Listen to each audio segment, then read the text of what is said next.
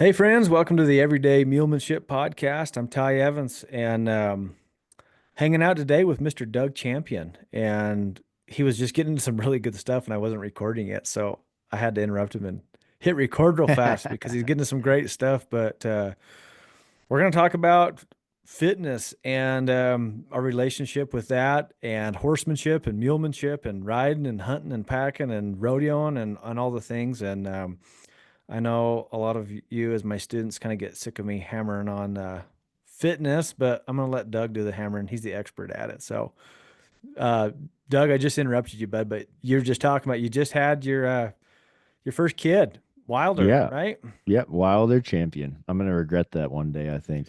Well, his middle Wilder name is Douglas champion is yeah, what he's I the name Wilder. He's the version of Wilder me, Doug. right? Yeah. So we're setting him up for big things, or us parents for absolute nightmare. But either way, we are in the trenches, is what I was telling you. 6 weeks. He's just gonna be 6 weeks Thursday. So we are trying to balance life and my workouts are one of those things. And we were kind of talking about, man, we talked about a lot of those things in those last 10 minutes that we weren't recording. We gotta go back to those things because there was some good stuff in there. Yeah, you had some good Um, stuff. yeah, so I'm on your threads, man, that you post what you do every day. yeah, And I on love my that. I what's that appreciate called? that. Broadcast channel on Yeah. Instagram. Yeah. And I started that more as a way a way for me to keep myself accountable, like somewhere I could just go post and like, what did I do? It just to checking in. And it's just kind of built into people saying, oh, I'm doing that. Like, it's awesome. That's a good workout. So anyone can look at that. My Instagram's at champion.living and just go to the broadcast channel and you can follow that and get all my daily workouts. Again, it's a simple, ride out of what I did. It's no videos or anything like that, but it's, again, it's just something easy. And you get to see how I'm doing this as a new dad who has sometimes I have 10 minutes to go work out in the garage and we're in Montana and it's like really cold and I have a poorly insulated garage. And so, dude, like my barbell is so cold it hurts my hands. So I'm working out with my big leather work gloves. I've got a hoodie with my NFR jacket over top of it zipped up. Like, I wish I should get a video of just my attire out there because it is. I've Yeah. got my muck boots on. Like, I don't care, but I'm getting my 10 minutes in or my 20 minutes in. And I've set up these 20-minute sessions because, again, I think I said it. I don't know if I said it when we were recording, but it's a non negotiable for me. Yeah. When we were coming into this time, like we knew things were going to change and that we knew we needed to keep doing those things that keep us the best versions of ourselves. And for, mom and dad, that's fitness is a huge part of that because well, I mean, first of all, we want to give him a good example, but I want to be able to continue to do all the things with him as he grows up and not have my fitness be a factor, right? Yeah. And so, yeah, I'm figuring it out. We're figuring out life. One day we were like, hell yes, we got it, and the next day it's just like this baby is handing me my ass on a silver platter. Oh yeah, man. Yeah. And you see everybody else, you're like, oh yeah, I can do that. I can do that. And then, man, it is tough. I have two daughters. They're 12 and 10, and it's a new day every day, man, for sure. It gets more fun though, right? Yeah, Okay, absolutely. cool. You know, something that annoyed me early on was that people would say, well, oh, just wait until they're this, just wait till that. I'm like, it gets better, you know. It just things change. Like my Hmm. 12-year-old, she's preteen right now, which is interesting. But when I was a kid, I always hated how people talked about teenagers because I didn't fit the stigma, of the sassy teenager, Yeah, hormonal. yeah, Yeah. the lazy. At least I didn't think I did, like the ornery, cranky, the whatever. Hmm. And so it kind of bugged me. So I'm trying to see that from a perspective now. Like, okay, all right, don't let me judge her. How she's being just she's got different things happening, and Hmm. different. And the hard thing for me, Doug, man, is like realizing so far in life, like the last 12 years, I bet she's like daddy's little girl. Hmm. Well, she's not daddy's little Things are girl now. changing. Yep. Like she's still Yep. my little girl, but I'm not her dad. Yeah. Like Yeah. and Oh, that so is tough, man. I'm trying to see that perspective, and trying to keep that. It's hard though. There's hard days for sure, but no, man, it's awesome. I think my favorite thing in life is to be a spouse. You know, my wife is my best friend, Yep. Me too, and man. second best thing in life is being a parent. I think it's Cool. amazing. It's a blessing, you know. So very cool, man. I'm proud of you. It's gonna be cool. Thanks, man. Yeah, we're excited. We're really excited. So you were saying some great stuff. I should have just hit record when you Always, were just you were just in it. And dude, I always okay, it's funny. Like when we get to like a waiting room and I'm like waiting on Logan and Paul to get to our recording deal, the right. guest will be in there and I'm just on mute. Like I'm not saying a word because I will always start talking to them and we'll always say some stuff. And I'm like, no, we weren't recording. So Yeah. I hit record off the bat. Like I don't care if it's 10 minutes of saying nothing. I'm like, I don't want to miss anything. Yeah, yeah, yeah. Sorry. But Yeah, let's go back to some of that stuff. so I think fitness has always been important to me. Now, being organized in fitness, that has really only come along the last couple of years, thanks to Caleb. I've been trying to get old Caleb on this show, but he's always doing He's busy. something. He's busy. He lives So I five was minutes like, from me and I never see him. yeah, I was like, you know what? I'm just gonna ask Doug, and you probably appreciate, you know, talking to somebody that podcasts because you know what it's like trying to Yes. get guests. Yes. Anytime I ask a podcaster for a podcast, they're like, yep, got it. Yep. When I ask somebody else, they're like, I don't know, maybe. My favorite part is I don't have to ask the questions. Like, Yeah. you get so stuck in host mode where you're always Oh yeah. doing the questioning and you're like, oh, I don't have to do it. I can just sit back and just talk. This is awesome. Yeah. But so my fitness journey has changed. What changed for me, I actually was doing a clinic just in Corvallis, not far from you. hmm And I was working with a mule up there, big old draft mule. And we have these classes where we do some groundwork and stuff. And this mule was just dragging this guy around like all over the arena, just beating him up. And I mean, it wasn't like it was a wimpy guy. Like he's a man, you know, and it was just hammering on him. And I was, you know, typical me. I'm like, well, I'll show you. Yeah, Let, let let me me, let on me. them. Yeah, yeah, yeah. So I go get a hold of this thing and dude, it throttled me. Like it took off and somehow the angle, whatever it was, I was like helicoptered on the end of that lead rope. And it like swings me around and I slam into the fence. And I Oh, just like yeah. crumple up and I'm like, I rodeoed. I mean, I've been bucked off plenty of times. I hit the dirt. I know what it's like to hit the dirt, but like that day, it hurt, like Uh huh. legitimate. And not only did it hurt, but I was sore for like a week. And I'm like, oh my gosh, like I got to do something. Like whatever I'm doing with fitness is not, this is not holding hmm up. Like I am sore. So, um, you know, I've been around Caleb a lot, you know, and knew what he was doing with you guys. And I listened to your podcast and stuff. I'm like, I'm just gonna shoot Caleb a text. I'm just gonna Yeah. swallow my ego here and say, Yep. dude, I need some help. Like it's worth the money. And so he got me organized. And what I like about what he's done for me, you know, through all you guys is giving me I guess career specific workouts hmm that have helped me. And I feel like I ride way better now, but more importantly, I recover way better now. hmm Like my Yeah. recovery time is huge. Like I can take a hit, and let's face it, in my business, I'm gonna take hits. Like it's hmm not over yet, you know.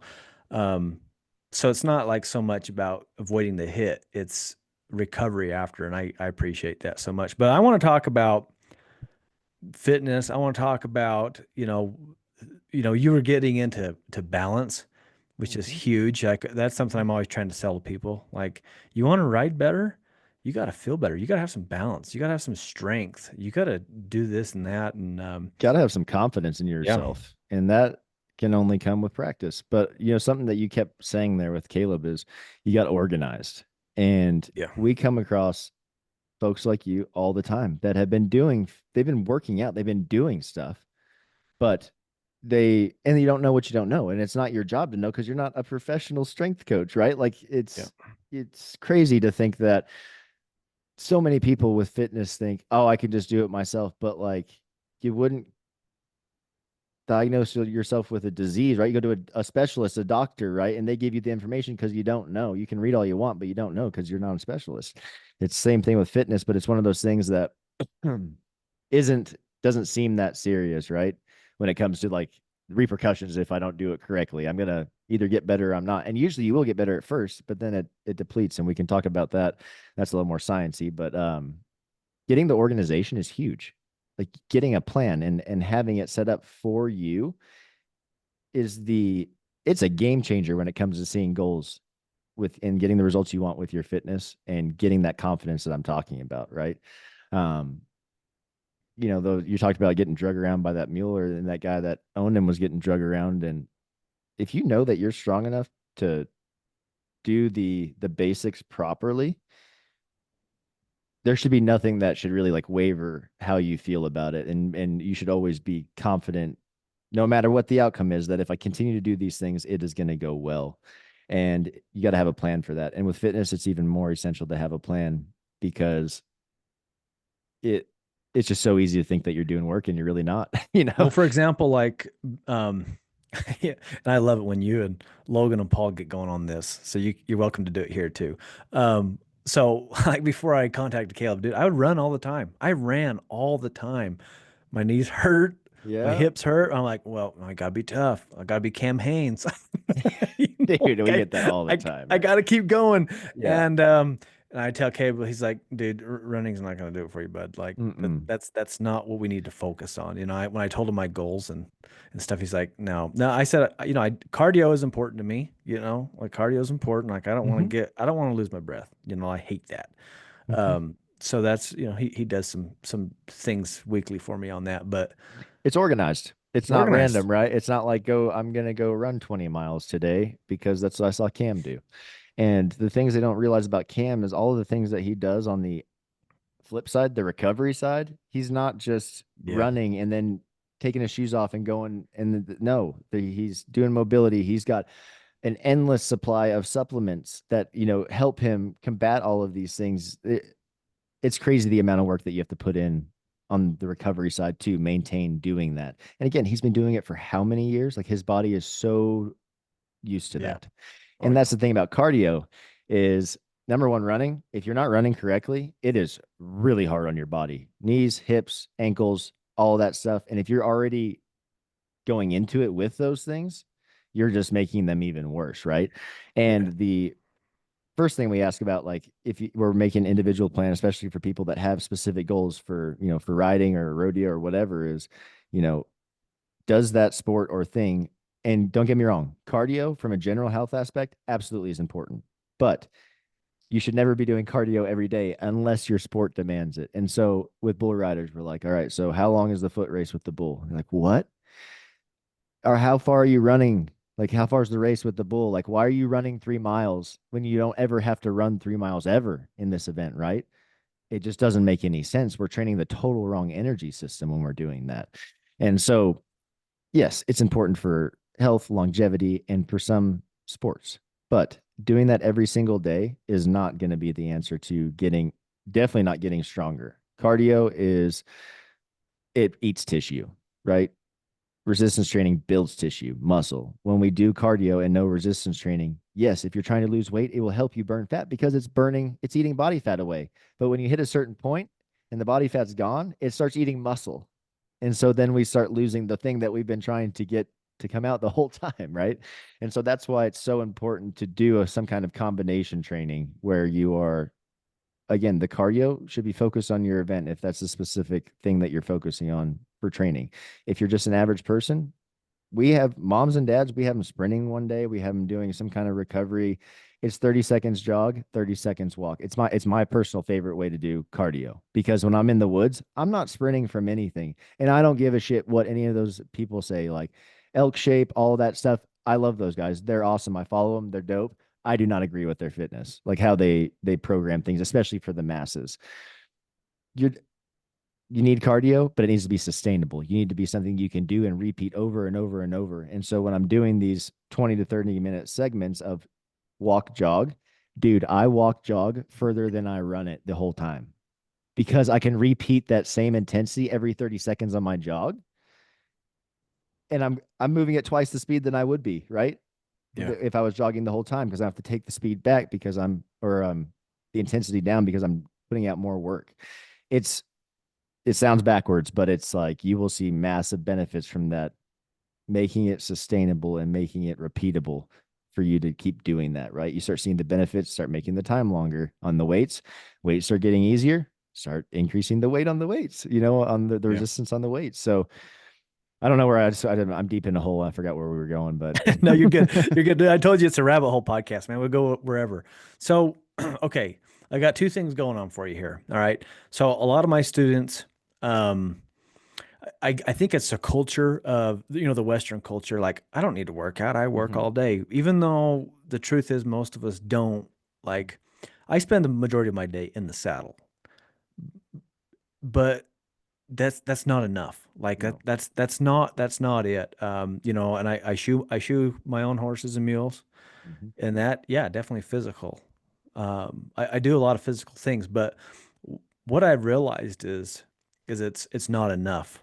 Especially getting for my age and up. You and I are the same age, 35, mhm, and so it's interesting to me. First of all, trying to make the sell like to my students, hey, you need to exercise. Like you need to work out. And then secondly, which we can get in, you just hit on a little bit is being kind of career or program specific. Like, mhm. okay, well, this is the type of riding you do. This is what you need to work on, which you guys are so good at. I mean, I love like I can tell Caleb, I'm on tour about we do clinics about 8 months a year, Doug. So I'm on the road about 8 months a year. Yeah. So it's kind of like my rodeo life, but I only have to drive once a week now instead of And you get every. paid every time. Yeah. Yeah, exactly. It's the best. Yeah. I can take my family with me. It's a good Yeah. life. But yeah, I can tell Caleb like, hey, man, like I'm gonna be driving all day. I got a 12-hour drive on Monday. Mhm, He's like, cool, check. He does some mobility stuff for me. So, and then I'll say, hey, I don't have to do anything on Wednesday. He's like, all right. And he hammers me, mhm, So mhm. I want to get into the organization of it too, but let's go back to making the sell. Like, why do we need to be in shape for this? It's and okay, let's talk about past a competitive standpoint. If you're not trying to win something, the whole reason to be in shape for this is to be able to, first of all, be safe and do it at your best ability, but do it as long as you want to do it. And I'm gonna guess that I want to say probably 100% of the people listening are not like, yeah, I want to do this as long as my body will let me, and then I'm done. I'm just okay with aging and that being the way, Yeah. right? And how long have we been told like, oh, that's just getting old. That's just part of getting old. Yeah. That's a bunch of crap, that we've been fed, and it's just a good excuse to get lazy as we get older. And I was talking, I don't know if we were recording yet, but as we age 30, when you hit 30 years of age, your body naturally starts to atrophy, meaning we're losing muscle. And so you have to combat that with resistance training and your fitness. And you know, I had a rodeo career that I loved. I loved riding bucking horses, but I had an injury. I had a horse flip over with me, broke my back, had my lumbar fused. Um, all the rehab throughout all that. That's how I got into fitness and all these things. But I hated that I didn't get to quit on my own accord. Right. And that's something like to myself, I was pretty adamant about. If I can control it, I never want to let that happen again. I want to be the one that says that's my last thing. And so now I have a massive obsession with bow hunting. Obviously, coaching is my passion, and I'm even getting into the coaching on. I don't even know I could do this, but the bow hunting side, like I'm giving people help with getting in the draws and doing all this stuff because it's just what I like to do, right? I like to help people, Yeah. but um, I started looking at that. I'm 35, and looking at my granddad, he probably stopped getting in the woods when he was 60, and that's one of my grandfathers. My other grandfather, he's 93 and still downhill skis 30 plus days a year. So like, there's the flip side, right? That's my goal. I want to be able to do whatever I want to do, and as long as I'm here. And I think majority of people want that, but they're a little scared of that. And that's where there's like an ego check involved in this. And especially people in the Western world, we are very prideful and we are pretty sure about the things we're doing, even if we're not. We'll never let you know that we are unsure, right? And so Yeah.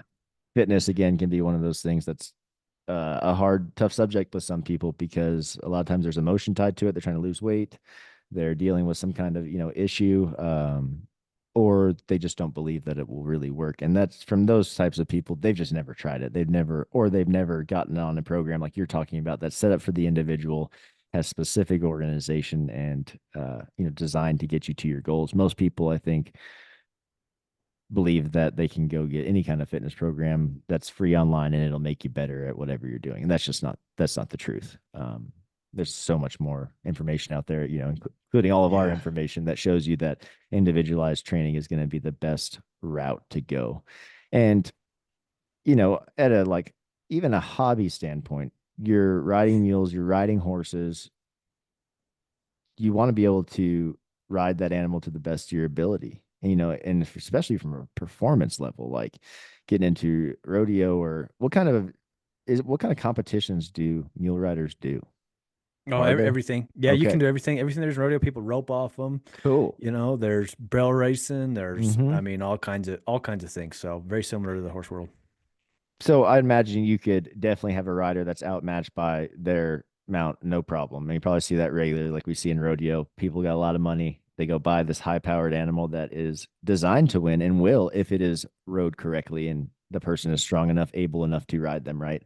And we see, dude, we fight with barrel racers all the time because they are the queens of dumping every dime they have into their horse, whether it be supplements, treatments, whatever, and they don't do anything for themselves. And they wonder why the results are the exact same over and over because you are not strong enough, my dear. Like you need to get stronger. Um, so baseline, it makes you a badass at everyday life. You get to do the things you want to do as long as you want to do them. And I don't care if you aren't if you don't do any of these things that we're talking about. If you're just a mom and dad that wants to run around the yard chasing your kids, taking them to the events, practicing their sports with them without being out of breath, like it's Mhm. important. This is how you combat that. And all it takes is swallowing that ego a little bit and saying, maybe I don't know as much as I think I do. And I'm going to go invest in someone that can help me. And a lot of people will see that as an expense, but I see it as an investment, right? You are investing in your health, in your longevity to continue to do the things you want to do. Or if you don't want to do that, that's fine. Like don't. But don't be upset when you get to the certain point in life where you can't do the things you want to do and you should be able to. Right. It's Yeah. all in your hands there. And it's a hard pill to swallow, man, that you have to go you got to do these things if you want to continue to thrive as you age.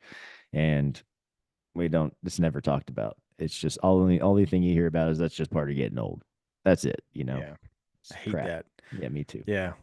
Oh, you're just getting old. No, I'm not. No. I'm Like I not. said, I want to be like my papa who's 92 years old and still skiing and doing his thing. Like that's the dream for me. Like that's rich, Yeah. you I was know. telling you about I was telling you about the Santa Fe swell, that country by Green Mm-hmm. River, Utah. I ran into a guy out there running cows, and dude, he looked like a piece of leather. You're like, well, he like that. He is old. You know Yeah, what I he's stuck mean? that way. Yeah. Yeah, yeah, yeah. And of course, I'm never gonna ask him how old he is, but my father-in-law, he ain't scared to ask anybody anything. He asks the weirdest questions, and he just doesn't have any ego about it. He's like, oh, what are you? He's like, how old are you? And the guy's like, how old do you think I am? And we're all thinking like 500, Oh. Yeah. And anyway, he's 93 years old, Yeah. dude. 3 hours from the nearest town, nearest Mm-hmm. hospital, nearest anything, nearest civilization. We're out there in the middle of nowhere, Mm-hmm. and he's out there checking on his cows, Mm-hmm. by himself.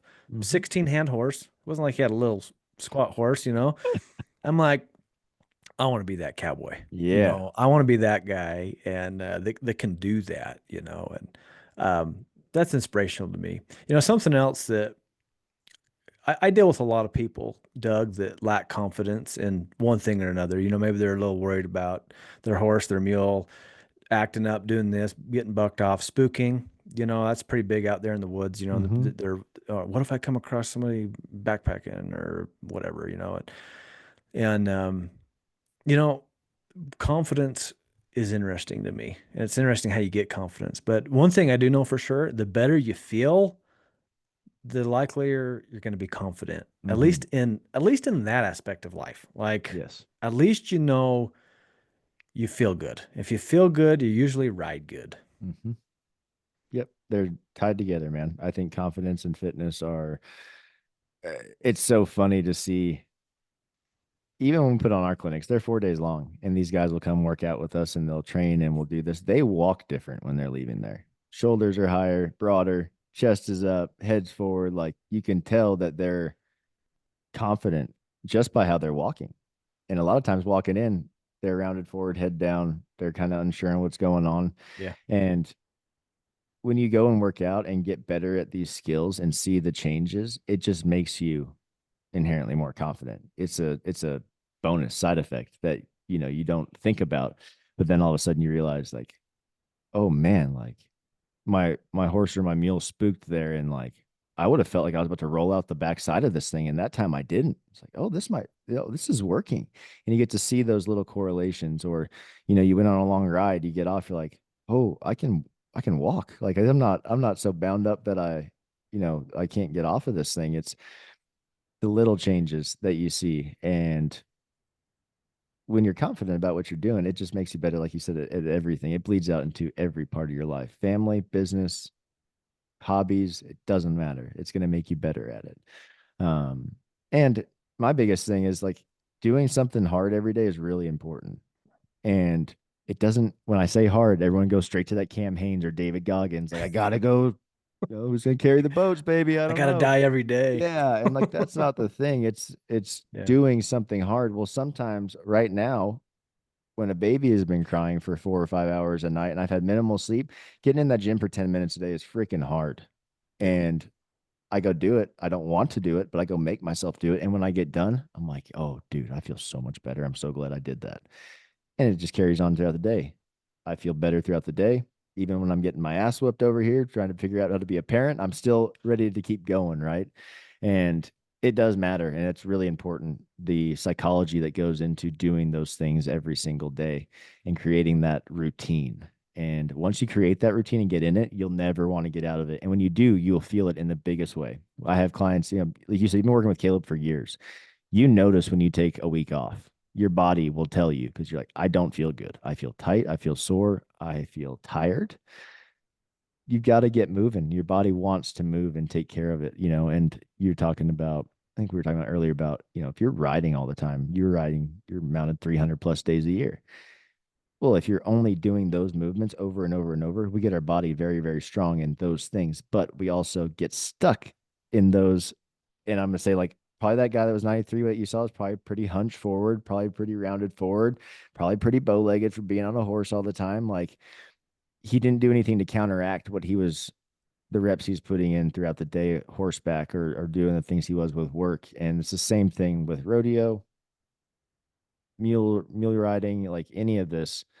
If you do that thing over and over, your body will get very strong in it, but the opposite will get weak. And so we were talking about guys pulling their groins or popping their groins. And a lot of times girls think they need to go to the gym and get them stronger. It's actually what's happening is a huge strength imbalance. You squeeze, you adduct, is what we call it, all day, every day for 300 plus days a year. You don't ever abduct, which is the opposite, getting that hip to go out. And so, little like ratio fun fact, like when we're training our rodeo athletes, we're in a 3-to-1 ratio of abduction to adduction because they're already squeezing and working those groins tons. They need to do the opposite. And when we pull, tear, strain, sprain a groin or anything like that, it's because the reciprocal muscle group that's responsible for stabilizing that area can no longer do it. We're too strong in that area, right? So we have to work on the opposite. And so you're never going to work on that opposite unless you go to the gym, especially if all you do is ride. You're going to do the same thing over and over and over. And then you're going to start wondering, why am I sore? Why is this hurting all the time? It's because you're overusing it and you're not doing anything on the flip side, the recovery side, to help it. And that's what's not talked about enough in fitness. Is the working out is good. The recovery is equally as important. You have to get your body, the response that you want is happening in the gym, but it doesn't happen unless you recover correctly, right? So that gets into the eating, drinking enough water, sleeping enough. And I get it. Sometimes in life that's not feasible, but never in life are all of those things not feasible. Like for me, sleep is fucking down the drain right now. Sorry, I don't know if I can say the F word.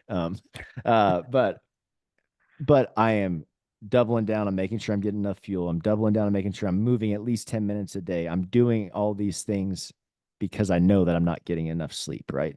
And so when you are coming to those times where you're going to have to give and take a little bit, don't give it all. just because one thing's out the window, you have to keep doing the other things that you can. I think that's an important thing. And that's when you create that routine and that consistency. And I've been working out and doing fitness like this for really, I mean, during my rodeo career, I just didn't know what I was doing, if that makes sense. I was just working out because I knew it helped. And then when I got hurt, there was a long stint before I could have surgery because I was a really young guy and spine surgery was pretty sketchy even back then. And that was over 10 years ago, but it took me a couple of years to find a proper surgeon that I trusted to do everything for me. And all the docs were like, just get strong. And so that's how I got into fitness, was rehabbing my own injuries, right? I had herniated discs, I had fractured vertebrae, and I still was doing things like back squatting and all of that, but very, very, very different intentions than my buddies that are back squatting heavy to get strong. I am going at a slow tempo, maybe with just the barbell only, focusing on the movement patterns. And then once I can strengthen those movement patterns, I started noticing big changes in my discomfort levels going down because I was strengthening everything around it.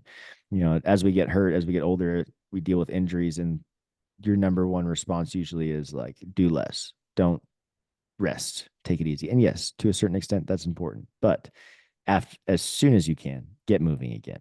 And we even, we work with professional rodeo athletes. We see broken bones all the time, right? Broken femurs, like serious stuff.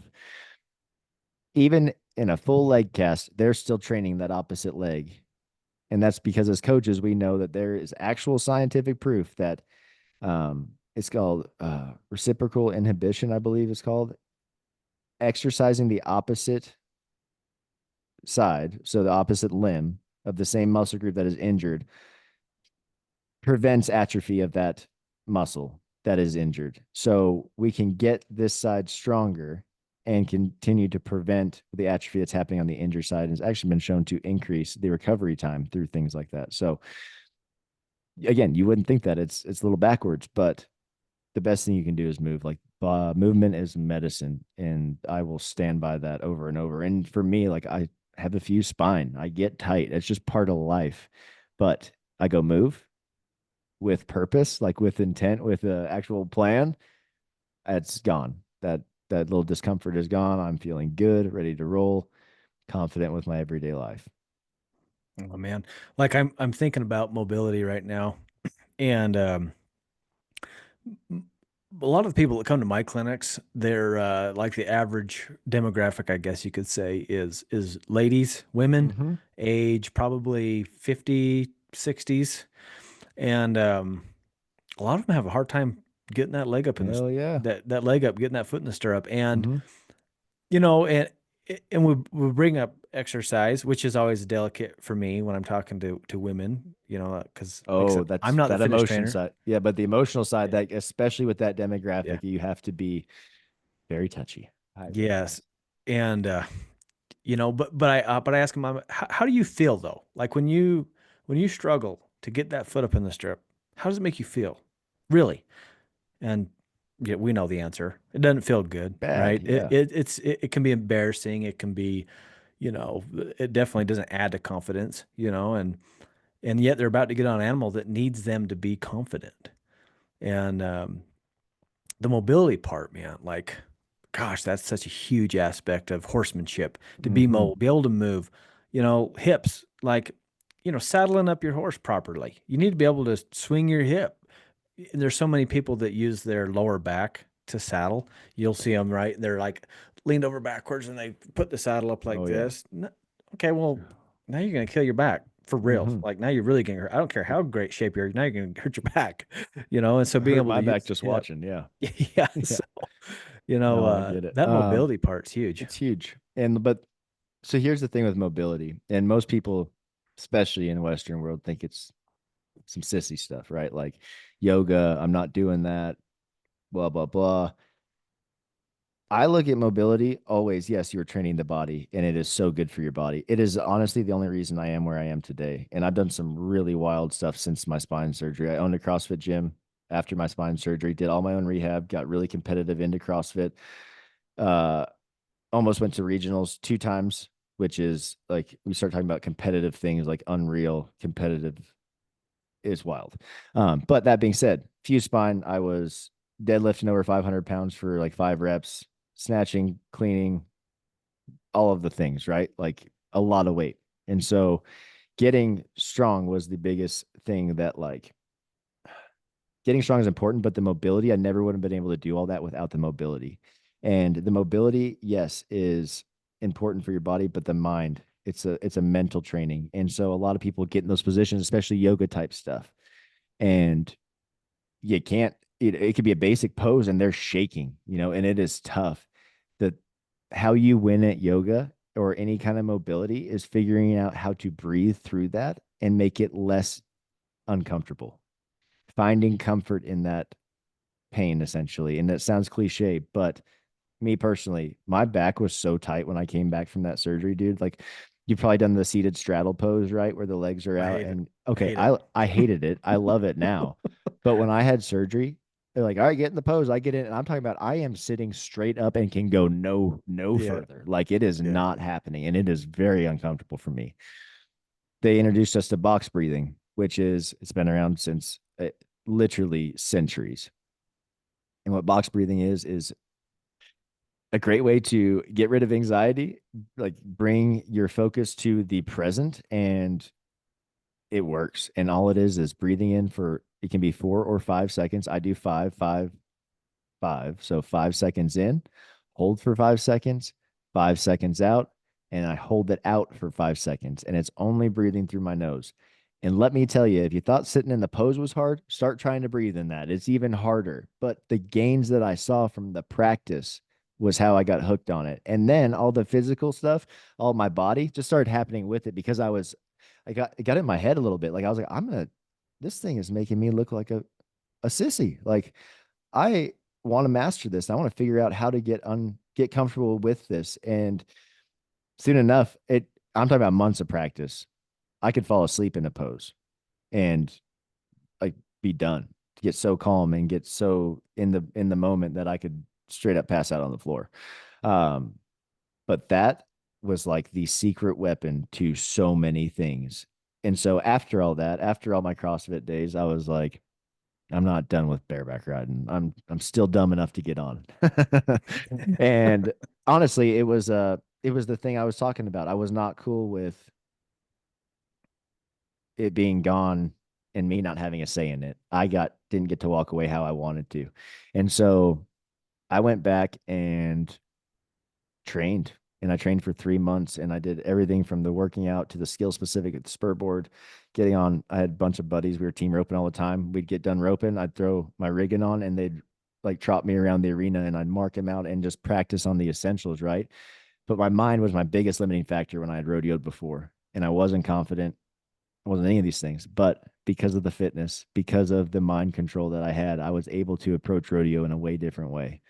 And I got on a few more times, but my first ride back was like that's what I count as my last ride. Like it couldn't have been any better. I don't even recognize the guy that was on that horse. Like I didn't know I was capable of doing those things, but it just showed me how important my training was, and more specifically, like for my head. And it allows you to keep things simple because you're confident in your abilities to do them, right? And the simple part is important for your head. The complex thing, if you're confident in what you're doing, doesn't matter how complex it is. It's the brain that starts to fault when it gets complex, right? And so no matter what I'm doing, I have a system for it. So I'm getting on bucking horses, when I'm saddling a regular horse and riding a regular horse, when I'm shooting my bow, when I'm working out, I have a system for everything. 3 or 4 things that I focus on, that if I focus on, I will do everything else that follows after well. And like for getting on bucking horses, it was literally lift on my rig and I set my feet. That's all I told myself over and over and over. Because the second I started thinking about, I should set my feet a little faster here, he's going to try and go left. So I'm going to try to do it. No. Just react. Trust what you've been training and do that. When I'm shooting my bow, I start thinking about stupid shit. Like, I'm going to try and hit here, or maybe if I lift my arm here, like, no, just go through your system. If I have my hand in the correct place, my knuckles facing forward, if I pull the bow back and continue to pull back and I see and I press the trigger, I don't pull it, and I watch the arrow go through my peep, I'm going to hit it every time. It's the second I start not, if I don't think about one of those things, I will mess the shot up. And it might not be a bad shot, but I'm like, that wasn't right. That wasn't my system. And the reason I train that way is because when we get to hunting and their adrenaline's dumping, there's a bull standing in front of me or a buck or whatever, your system goes out the window really fast. And the same thing, you Oh could yeah. train all these things and you go get on your horse or your mule or whatever, and he starts acting up or she starts acting up. Your system's gone and you're in panic mode. That's the goal, is to avoid that. That system should get you out of the panic mode. You should always go fall back to that system. It should get you through whatever you're going through. And so for the fitness stuff, like with me, my biggest goal is to be the best moving gym person in the gym, because if I can do that, the weights are going to follow that. And so you're talking about the mobility, the not being able to get in the saddle. How you do your reps in the gym matters on that mobility scale. And again, you might not be that mobile yet, but the more we practice the mobility exercises and the exercises, so say your hips are tight, right? You can't, or you can't get your foot up in the saddle. Well, I'm willing to bet if we set you up in a squat, you can't hit parallel at a squat either, right? And so what we're trying to do is improve your mobility with these exercises that are specifically for those hips or hamstrings or wherever we're having problems. And then we're going to start practicing the full range of motion movement. So what I'm saying is, say you're getting 45 degrees on a squat. Every degree we get further, we get more out of those reps because you're getting to a more full range of motion and you're able to get power out of those end ranges of motion towards the end. And when we get our foot up in a saddle and our knee bent, we are at end range of motion for everything. And so if we aren't practicing those things and training those things, you're never going to get better at it. You're just going to go strain your hip flexor or your back or whatever trying to get up in there, right? So if you can train or practice being the best moving person with your fitness, it is going to go leaps and bounds over to whatever you're doing, and including the gym. So again, my focus isn't to be strong as hell, but inherently, because I move so well, the weights just keep getting added on because they're easier to lift as I get better at them, right? The more practice I get. So now I walk in the gym and I am probably one of the strongest guys, but that wasn't my goal. It just happened because I was moving well. And when you move well, your body starts to adapt even better, and it starts to just go out into everything else you're doing. And it goes for everything. Getting up and down in a truck, man. How many people have moms out there that are not, not in their 80s or 90s, but like 60s, 50s, 60s, 70s, let's say even 50s and 60s, that are sketched out about getting out of a tall pickup truck. There's a lot. And I'm not saying that's a bad thing. I'm just saying that's so preventable. And it's things like that, like falling down as we get older. We've, not all of us, but I'm sure you've heard stories of someone's grandparent falling and it's just a trip and a stumble, and then they break their pelvis. And then your life isn't the same after that. That again may not be totally preventable, but I'm telling you right now, adding muscle and having muscle surrounding those things is your safety net. And that's why with our rough stock riders, we deal with this comment all the time, especially blue riders. I don't want to get too big. I get too heavy. It's like, dude, you're so light that you have no protection. You hit the dirt wrong. You look at the dirt wrong, you're going to break. And we've proved it now over the years that we've been training. We've got guys, man, they're probably 15 or 20 pounds heavier than they were 5 or 6 years ago, the average rider. But you're seeing the differences, the trade off, the resiliency, the longevity. They're able to take a little bit of a beating because it's going to happen in the sport. It's part of the deal. You signed up to get on bucking horses or rope or whatever. If you're dealing with any kind of livestock, dude, you're going to get beat up. Like, it's just part of the deal. And being able to bounce back and take that hit is the most important thing. And that's why fitness is so important. And we say this with our rodeo athletes. Yes, the performance reasons absolutely are important, but it's that 2% of the time that we have zero control over what's happening because that's what we signed up for. We've got to be able to make it out of that. And I have countless stories, man, of sketchy things happening. Horses rolling over, flipping over in the buck and shoots with guys. Jacobs Crawley is a great example. He's a saddle bronc rider, a world-renowned saddle bronc rider. We don't train him, but he's been a good friend of ours forever. And he's been a huge fitness advocate since I can remember, since we were in college. He's been fit. He had a horse rear up, smashed him in Greeley. It broke his back. And the doctor literally told him, if you did not have this muscle mass around your spinal cord, we wouldn't be in a different place. Your life would be drastically different. Well, flash forward and the dude's spurring broncs again with a fused back, and it's because of what he did prior to that, all the preparation. And it's really easy to think like, oh, I'm winning or this is going well. I don't need to do this stuff anymore.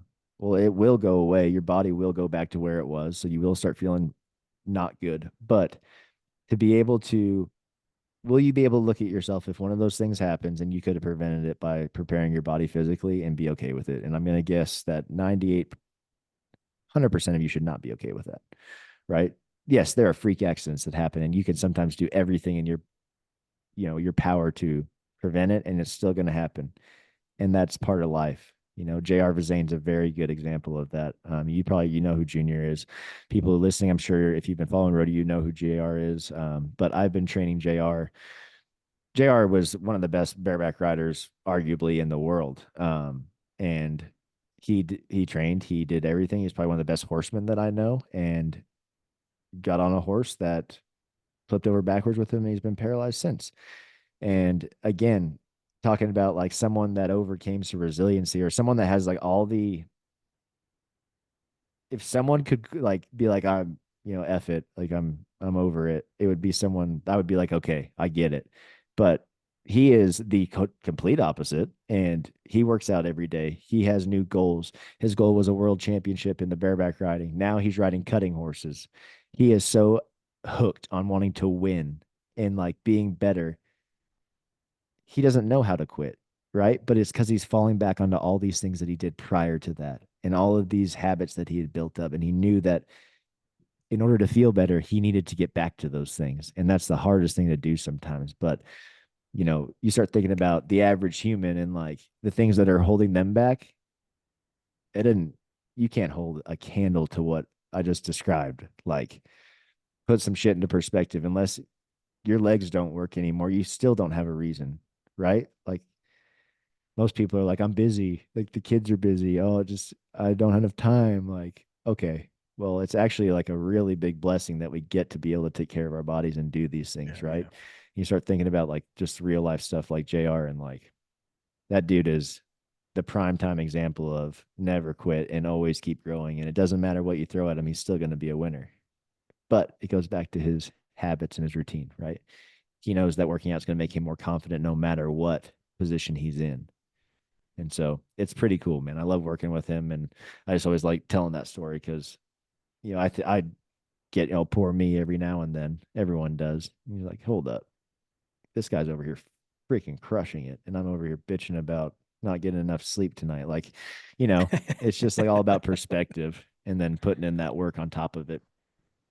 Yeah, JR stories is really cool. Really Yeah. cool. I got to be around him a bit when I was rodeoing too, but and his mental toughness is awesome, That's pretty cool. Mm-hmm.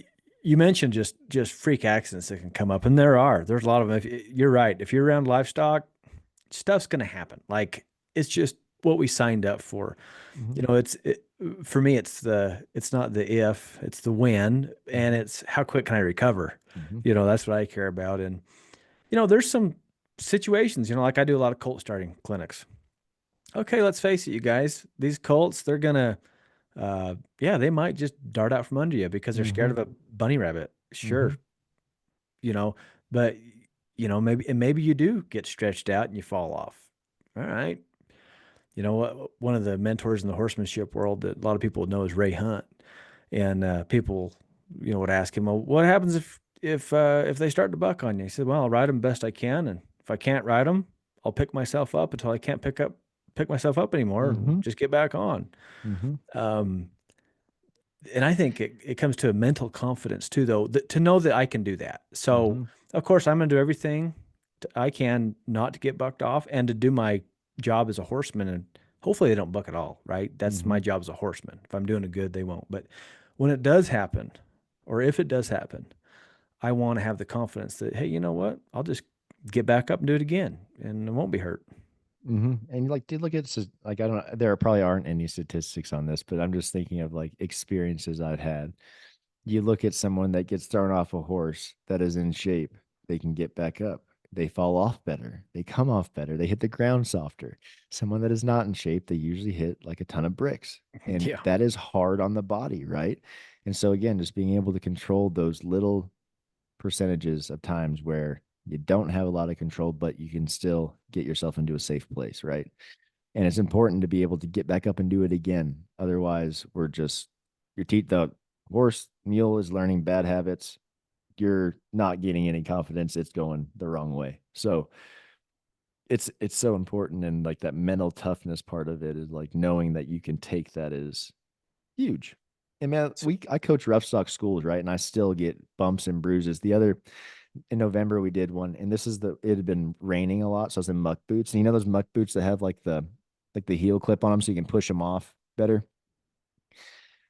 These gates, I was working neck ropes, and you know at Colts, like you're saying, can be dumb. They can do stupid stuff. We're working with animals. They could be good 9 out of 10 times. That 10th time they try and paw your head off, like it just whatever day they're having, right? Well, anyways, he hears the latch pop and he's red, like he's throwing the gate to us. And so he's rearing up over me. I've got him by the neck rope and he comes back down. So I scoot it off of him and I go to turn to get out of the way of the gate. Well, he runs through the gate and my Achilles tendon on that heel of my muck boot, it was the perfect height for the gate to pinch it. And so it grabbed my Achilles under it and like pulled it under. I couldn't get the gate off. It was so stuck. Like Yeah. I almost passed out. It hurt so bad, like kind of deal. Like I'm not trying to be a sissy, but it was like I thought that I had straight up torn my Achilles in half. And it was just a really bad bruise. I could walk on it the next day, but I was thinking, I'm like, if I wasn't doing all this mobility training and all this strengthening of this ligament, dude, that would have been a train wreck. I'd have been 35 going through some kind of terrible surgery from a freak deal. Yeah. But everything's fine. You know, it just hurt a little bit, and that's just part of the deal, right? But it it's those little times, man. And as we get older, those little things amount to big life changing results sometimes when we're not keeping up with the things that we should, like our fitness.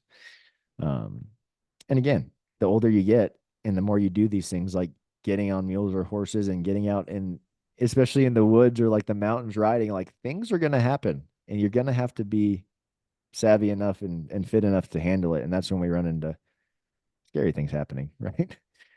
Dude, I got to tell you a funny story. It wasn't actually funny at the time. I was actually kind of scared at the time, but That's how they always are. dude, so I was teaching this clinic last fall, okay? And we're working on ground tying our mules and horses. You know what that is? Yeah, yeah, you Mm-hmm. put your rein down, they better stay there, right? So Mm-hmm. we're working on this, and I have the students kind of get down on their knees, right? Like get down and just sit there because, puts yourself a little bit more vulnerable position. The horse might want to just leave, or, it's a little easier for them to want to leave. And so Yeah. everybody gets down. That's not the problem, right? The problem is some of these people are not in shape to get back Can't up. get down. Oh Okay, dude. shit. So I did something that at the time I was like, okay, this could be really bad. I'm hoping it's inspirational, but it's probably gonna be bad. And this one lady, she's like, "Can you come help me get up?" And I'm like, "No, no." And you and I growing up in Western culture, like we have manners, like you Mm-hmm. help people. Yes. But I realized, or at least I was thinking at the time, that you know what, the best way for me to help this person is to not give them a hand up, because I'd been talking about fitness earlier. I'm like, "No, you can do it." And she's like, "Are you serious?" And I'm like, "I'm getting sued." Yeah. I'm like, "You can do it. You can get up. Do it yourself." And don't. And I realized pretty quick that actually, no, she can't get up. Like she's not getting up. I'm like, Yeah. "Oh crap, Ty, what'd you do, man?" You know. But I'm like, I just held my tongue, and she crawled over to the fence and used the fence to pull herself up. Wow. And I just kind of went on with it, like, "Oh crap, Ty, you idiot! What did you just do?" Right? She came to me after the clinic. She's like, "Can I talk to you?" I'm like, "Here it comes." I'm gonna get it, right? And she's like, "Thank you." Mhm. She's like, "Seriously, thank you. I needed that today." She's like, "I was extremely embarrassed. I hated you." But after class was over, I got to thinking, and I want to get in shape. Mhm. I want to be in shape. And I was like, "Oh, thank goodness." I was glad Yeah. it turned out that way, They And usually do, man. Like they usually those hard conversations, they suck to have. Or like you Mhm. realize like you weren't trying to make an example of her, but like in turn that's what happened. But 98% of the time, that's what people need. And it's because that 100% of the time they won't look in the mirror and have that combo with themselves. And like that's why investing in a coach or a clinic or something like that is so important because that lady never would have been exposed to that and she would have been living with that thinking, like this is everything's good, everything's all good. Like no, Todd tried to make me get up off the ground. By the way, again, not pointing fingers, but like that's a common human function. Everybody should be able to get themselves up off the ground, minus, some specific things. Like, and to realize that as a human that I cannot do this is again a huge ego and a gut check, right? She hated you at first for it, but usually the longer you sit there, and again, she's there, she's learning, she signed up for this. She's not someone that's closed off to this. Usually I get a bad reaction when no one's asked me for anything or hasn't paid to Yeah. be there. And you're Yeah. like, oh, this is that. And they're like, you're like, F you, dude. Like, Yeah. whatever. Uh, but she was, hey, you opened her eyes to something that she, probably knew but had closed herself off to because it's not something that you feel better thinking about all the time, right? But the only way you get to feeling better is doing something about it. And like you brought that to the limelight for her, and she's like, okay, that sucked. I don't want to do that again. You know, that was rough. It's like, okay, easy fix though. That's what it's all about, man. Dude, talk about eating right because this is hard. This is a Yeah. hard one, but for me, it kind of comes back like we talked about earlier. All right, you want to do good by these horses and these mules. Like you need to be confident. You need Mhm. confidence. They want to have a good leader. And we talked about the fitness part, how it can help us be confident. And I think eating and diet is right along with that. You Yeah. feel good. You feel good, you're going to ride good. So And talk about that. your fuel is so important because that's what's building the muscle and doing all those things for you that you're doing in the gym, right? And so I think about eating as like premium fuel and basic unleaded fuel. Your vehicle is going to run a lot better on that premium fuel than it is the unleaded. So our premium fuel, we start talking about foods that are whole, real foods that come from the earth. So vegetables, fruits, meat, um, basically limited processing, right? And our unlimited or unleaded, like crappier version of fuel is our processed foods. And that is 90% of what you're going to find in the stores today. Our rule when you go to a grocery store, stay to the outside. So make the ring around the outside. Everything down the middle that's wrapped up and meant to sit there for months as preservatives in it. That's how it stays good for that long. And you start looking at an ingredients list, and things are going to change with this whole new administration that we have in office, right? You can already like they're already banning dyes, which is awesome. That's been going on for other countries for decades, and we are so far behind the ball. So I'm excited to see some of these changes. But biggest thing, stay around the outside of the grocery store. So you walk in, we got veggies, fruits, your bakeries, your breads, like get the bread that they're actually making there. If you get go get their white bread they make at the bakery and then go pick up a loaf of Wonder Bread. You're going to feel a massive weight difference. It should not be like that. Like Wonder Bread, it shouldn't be that light. We're just eating preservatives, right? And so, second thing, people are not eating enough. We usually see majority of people are under eating in a massive way, and that's because they don't understand exactly what like the trade-off is, right? You have to your body again, just like cardio, right? If you go run a mile a day for 2 weeks, you're going to get better. About after that 2 weeks, you're never going to see any changes because your body got really good at doing that over and over and over. Um, Same thing with the eating. If we are under eating, your body starts to slow the metabolism down, starts to function on less calories, and starts to kind of go in this like flight mode. And what that means is that it's not sure that it's going to get fed enough. So it can neither burn fat nor build muscle. It's just in the sustainability mode, right? So if you go exercise, ride your horse or your mule, do all these things throughout the day, you burn probably 2 or 3 thousand calories at least, right?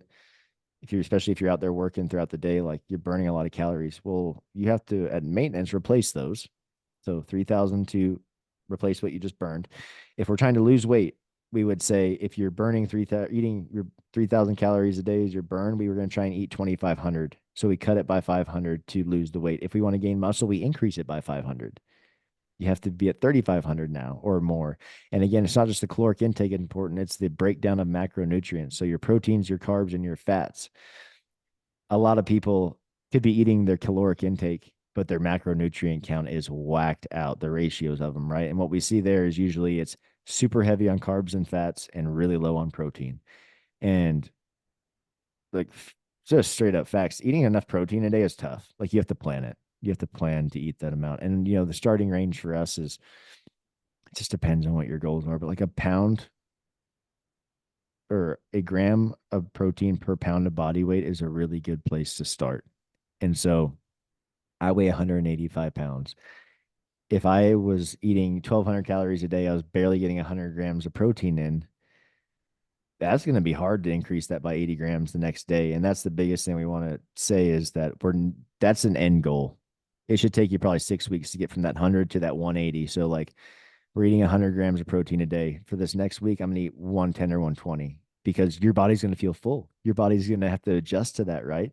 We have rodeo athletes inherently like to go from 0 to 100 on everything. So we'll give them this plan. Mm. We'll talk them through this. We'll even explain everything. Like, you're not supposed to increase it that much. And the next day we get their food log and they're like, had 200 grams of protein. I'm like, oh man, how do you feel? Like, I feel bad. I'm like, I bet, dude. Like, no, no, no, no, no. We need to slowly build up to Yeah. that, right?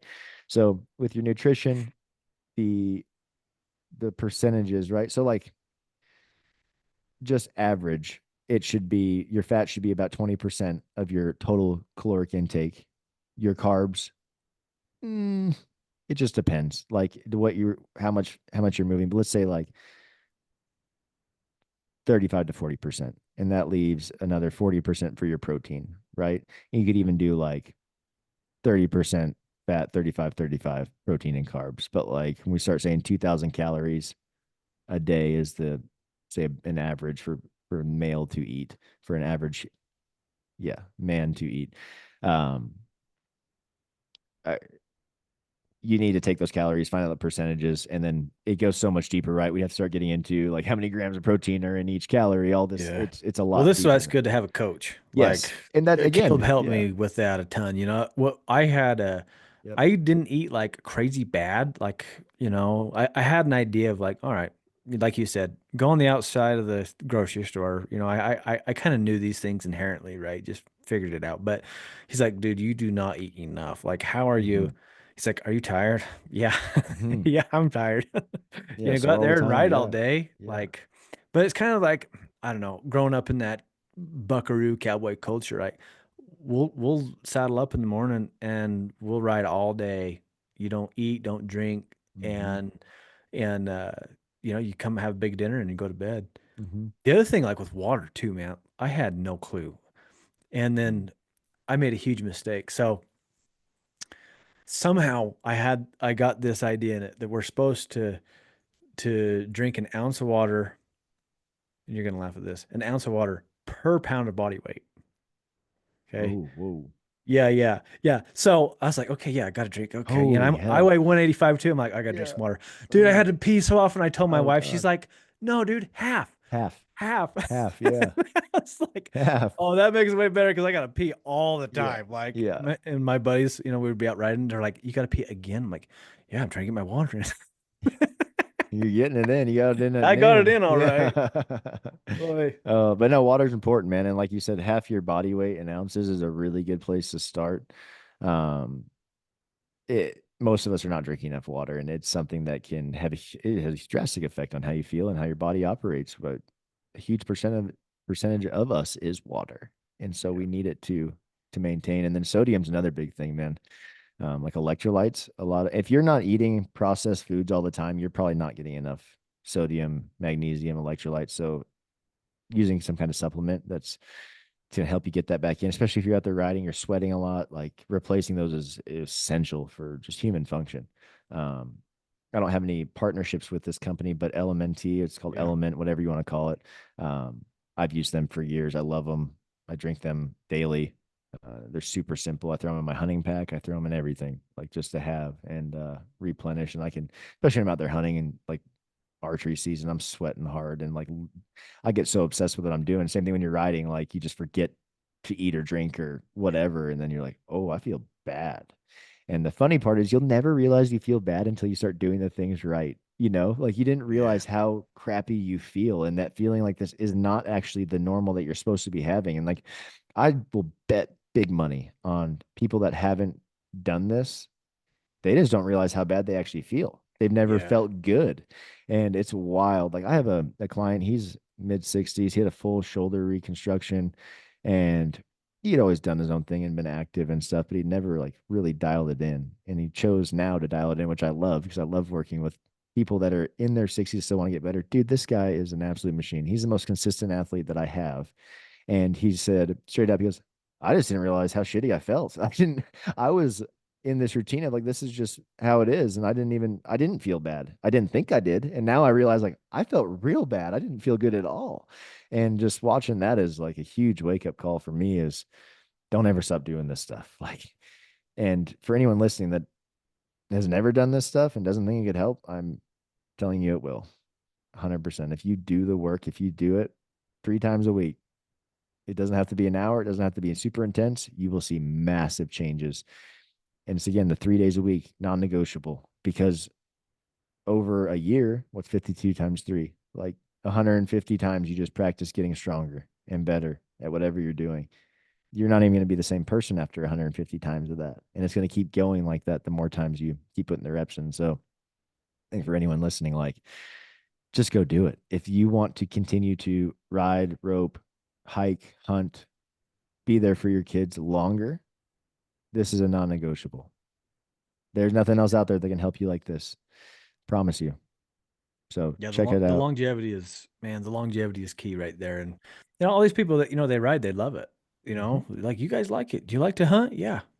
You like to ride? Yeah. Well, how long do you want to do it? And your perspective of that, talking about your both of your granddads, that puts Mhm. it in perspective big Yeah, time. man. It The other is. thing, man, that I want you to talk about that I just love. I love listening to your podcast, your last episode with Cody Johnson. Man, so I loved it. So inspirational. Thanks. But you have all kinds of winners on, and you Mhm. guys, you are around winners and champions all the time, Mhm. and I love that. I've shifted my mindset. Rodeo is past life for me, so now I have different goals and aspirations. What I want to be a champion at. I want to be a Mhm. champion father, champion husband, and champion in my business. Yep. I want you to talk about just some I call it traits of the greats.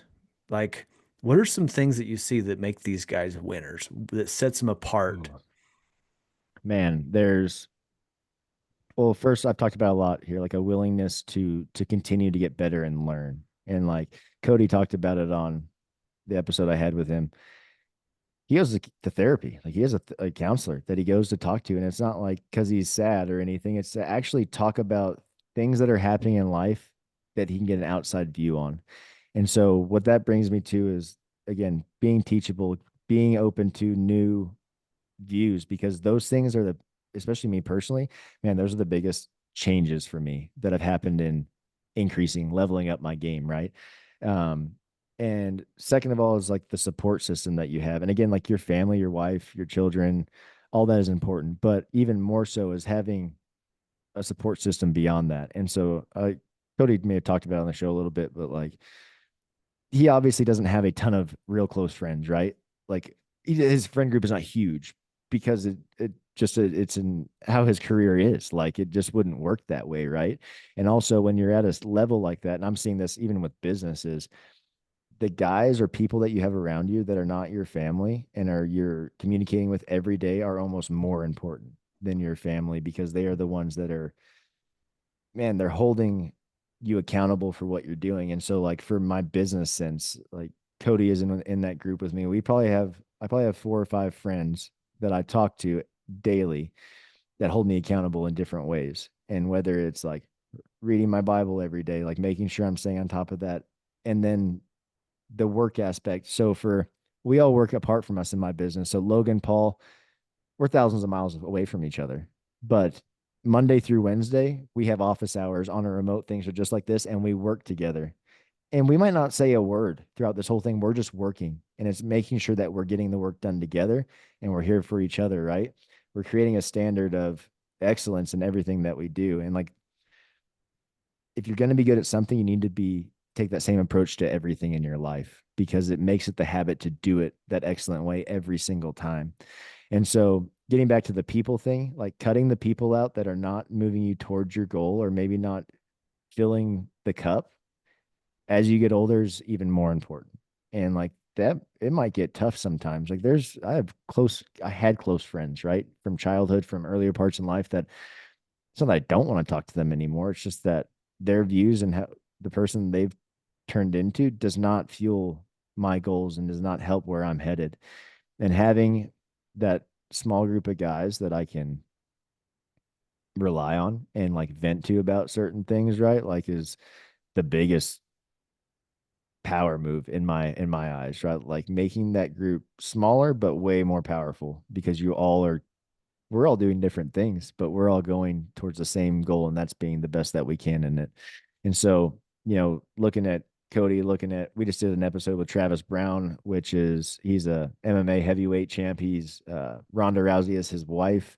Like they are winners. Like that's what they do, right? They expect excellence in what they do. But like hearing him talk about his evolution as a dad and like from an athlete that like fought to make a living, right?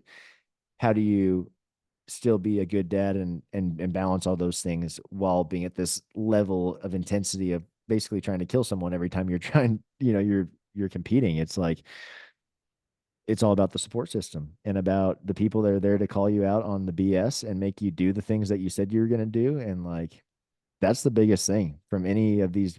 Our podcast is about fitness and rodeo, but it's about being a champion at whatever you do. And, we've kind of started having a lot of these different varieties of guests on because when I started having them on, I started realizing how much is to be learned from who cares if they're successful at whatever event you're doing? They're successful, and there's a ton to be learned from other people that are successful in life and be taken to whatever you're doing. And so, like, getting to hear these stories of Cody and like is one of my best friends, so I've known a lot about what he's done. But like getting to hear Travis talk is like I get to compare those episodes. Like, dude, there's a lot of things that they do similarly, and they're at this level that they weren't, like it wasn't planned for them to do it. They just did it because they knew that it elevated them, right? And so, like, whatever that is for you, you just need to have your system in place, have your non-negotiables every single day that make you put in the work, even when you don't want to, because especially when you're competing for something, we get this a lot. The dedicated versus motivated. Motivated, and you get excited about the possibility of winning this championship or doing this. You're fired up 2 weeks later, you're not fired up anymore. You're not doing it. You aren't dedicated. Dedicated is showing up and doing it whether you want to or not, because the end result is that big and that powerful to you that you want to accomplish that. And once you can start being dedicated to things beyond just like a flashy trophy or a title, and you start just applying that to like your life, ooh, man, you level up even further. So yeah, hopefully I didn't get too far in the hole there, but that's kind of Perfect, man. some of the things that I've noticed about them and winners. No, it's awesome. You don't have, although we have different careers, we have a lot in common with, the people we work with. We want them to be better. I want everybody that I come in contact with, I want them to be the best they can be, Mm-hmm. and, you guys are doing great things. I love Thanks, it. It's man. helped me a ton. I mean, it's been so awesome. For me, I'm busy. Like I was telling you, I'm on the road eight Mm-hmm. months, 9 months a year, and it's awesome for me to have Caleb in my back pocket to Yep. set up my workouts. I don't have to think about it. I don't have time to think about it. I got Exactly. all these Shouldn't have to. businesses, all these things going on. Just tell Caleb, hey, this is what I'm doing, man. I'm on the road this day. I'm riding this day. This is what's Mm-hmm. going on. And he just schedules, you know, it's good. And that's the beauty of individualized training is it's about you. We're not just writing a Yeah. program, be like, here it is for everyone. It's like, no, we have your schedule. We have everything in play. You say you're going on the road. Cool. We are adjusting everything for your schedule on the road. Like that's where the accountability comes in. If you have someone changing, you have no excuses not to do it. Just go do it. Simple. Really easy to not do it when you're by yourself, when you don't have that person. Um, Hollering at Yeah. you saying like, what's going on? What are we doing? How can we change things? Whatever we can do. It's well worth the investment.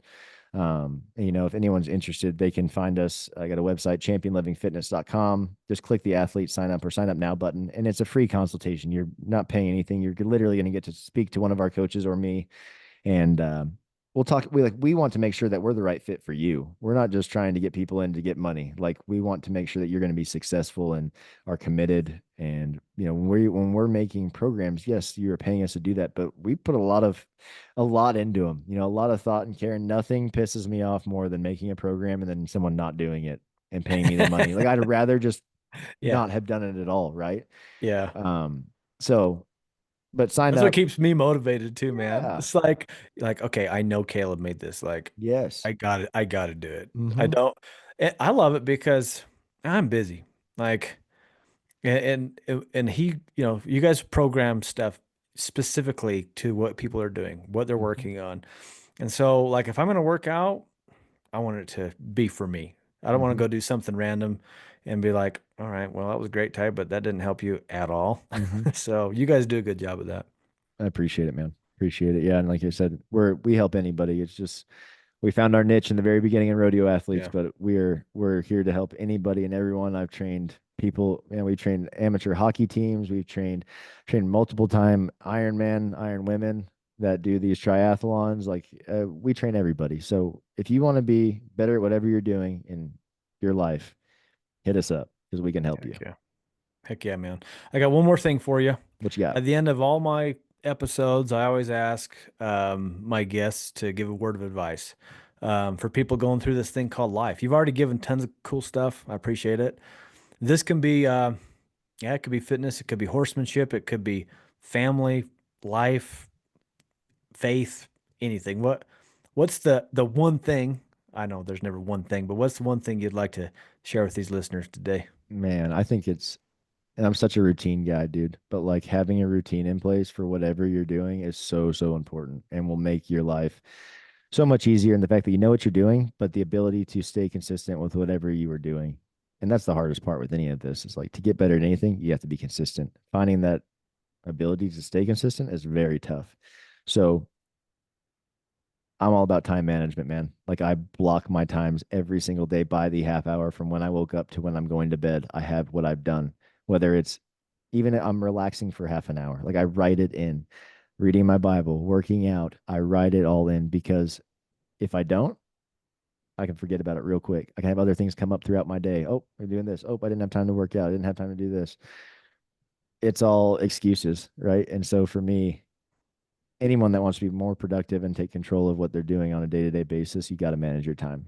And it's so simple to say I didn't have the time to do this and that, and then you wait till you write it out and you start seeing all those big time blocks that are open. You're like, holy smokes, what was I doing for that hour? Like, how did I burn an hour? I don't even know what I was doing.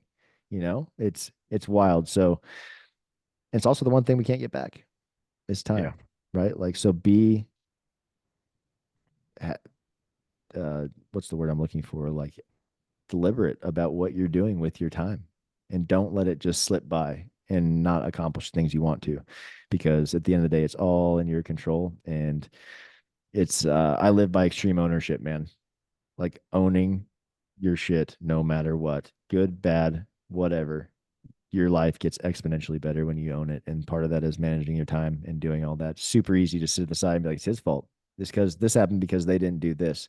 But when Yeah. you start looking at it as a me, what did I not do or what did I do that could have caused this? It gets really apparent really fast that it's actually your fault for pretty much everything. Like I have full control over how I perceive an event, how I react to an event, or if this I actually was the cause of it going good or bad, right? And so just being real with myself and owning good and bad is huge. And if Yeah, I you've never love it. read that book, Extreme Ownership by Jocko, I highly, highly recommend it, especially if you're an entrepreneur of any kind or a boss, a leader of any kind. Like, read it. It will change your life. It's a good one. It's on our required reading list for our Good. students. So I think heck everyone yeah, in man. the world should read that, man. That would It'd change be some a better, stuff. wouldn't the world be a better place if It everybody would. actually took extreme ownership? Mm-hmm. Imagine like getting into a car wreck. The person's Yep. like, "Oh no, it's on me." And you're like, "Oh no, no, no, no, it's on me actually. No, it's on me. No, it's on me." You're like, Dude, "Okay, well, all right, we're good." the amount of Just no respect worries. that I the amount of respect that I gain from people that are okay with saying that they messed it up and they're how do we fix this is insane. Oh The yeah, second someone starts going, but this and that, I'm like, out, get out. I do not want to hear that. I don't, yeah, because I'm the first to tell you when I mess up and I'll eat it all day. I hate Mhm. it, but I'll still eat it because I know on the flip side of that, we're going to get better. We're not going to do that again. Right. yeah. So I love it. I love that that book's on the required reading for you guys. And like I said, Mhm. if anyone, I think everyone should read that. Heck yeah, bud. Well, thanks, Doug. I sure appreciate you, man. You guys go check out Champion Living. They got an awesome program.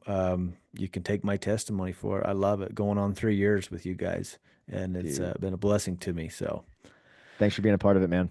Heck yeah. Hey, you guys, thanks so much for listening. If you'd be kind enough to leave a review, we'd be so grateful. Big shout out to our sponsors that make this episode free for all of you. We got Roman Home Tents. If you guys like to pack and hunt and get in the backcountry, go with a Roman Home. Also, big shout out to Colt Saddlery. If you're looking for a custom saddle, they'll take care of you. Also, Diamond W Enterprises, Western Mule Magazine, and Mules and More Magazine. Check them out, you guys. And with that, God bless y'all, and we will see you down the road.